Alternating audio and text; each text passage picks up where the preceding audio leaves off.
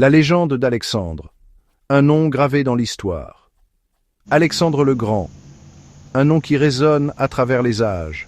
Il est une légende, un conquérant, un roi. Peu de figures historiques inspirent autant de fascination. Né à une époque de guerres incessantes, Alexandre s'est élevé pour dominer le monde.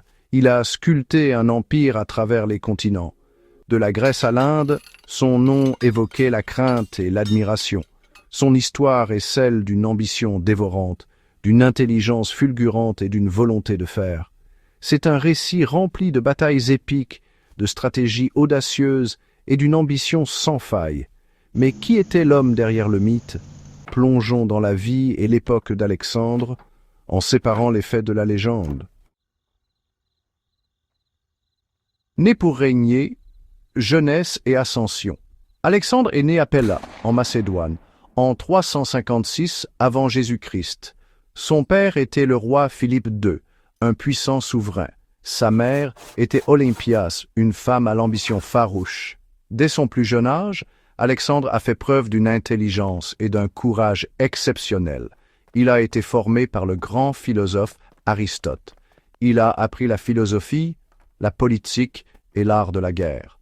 À l'âge de 16 ans, Alexandre a mené sa première charge de cavalerie. Il a démontré une bravoure et une habileté tactique remarquables. À 20 ans, son père fut assassiné.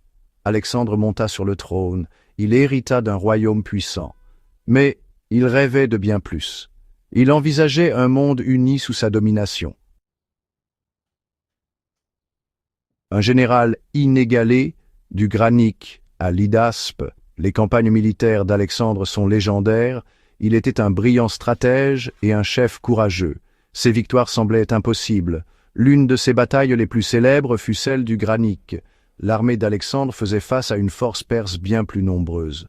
Pourtant, il mena une charge de cavalerie audacieuse. Elle brisa les lignes perses et assura une victoire décisive.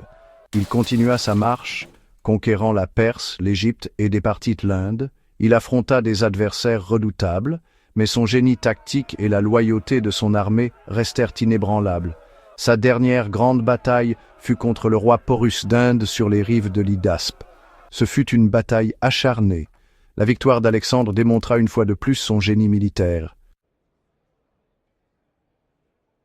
Section 5. Un héritage durable, le monde, après Alexandre. L'empire d'Alexandre fut de courte durée. Il mourut à l'âge de 32 ans. La cause de sa mort reste un mystère, mais son impact sur le monde fut profond et durable. Il inaugura l'ère hellénistique.